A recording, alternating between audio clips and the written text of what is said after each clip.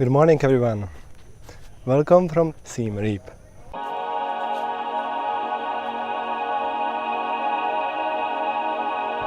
So it is 4:30 and I'm driving to Angkor complex ticket office. If you thought that this early you will have temples for yourself, well, you were wrong.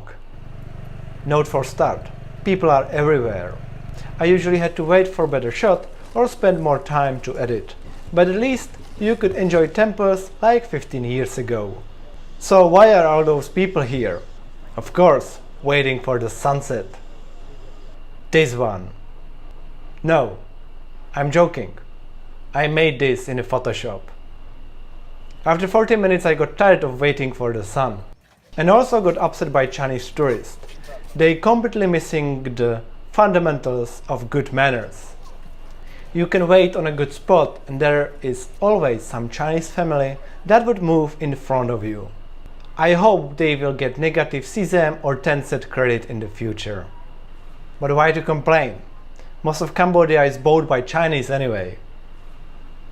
Angkor complex contains multiple temples. Now, enjoy footage of some of them.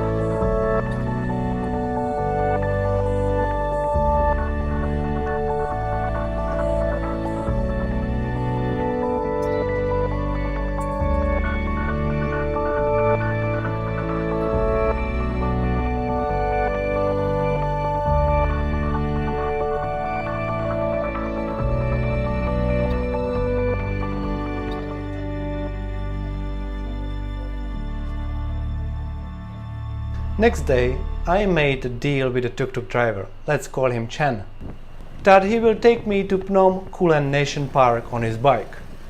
Because it was Sunday, I expected a lot of locals. Soon I learned that the roads here can be pretty dusty. Yes, the dust will get anywhere. In your mouth, in your eyes. I was surprised why so many locals smiled at me until I saw myself in the mirror later that day. Lesson learned. Phnom Kulen is considered to be Cambodia's most sacred mountain. On the rock structure, you will find reclining Buddha. With my driver Chen, we bought offering in the shape of flowers and burned the incense.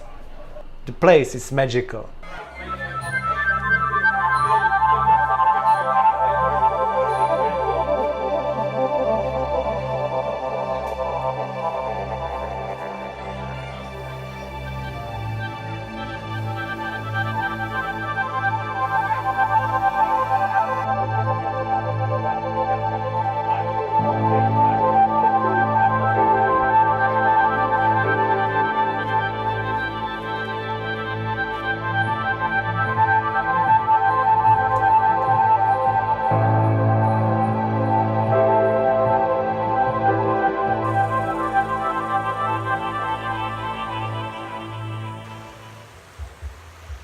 Then we went to the river of Thousand Lingas. Yes, you are correct.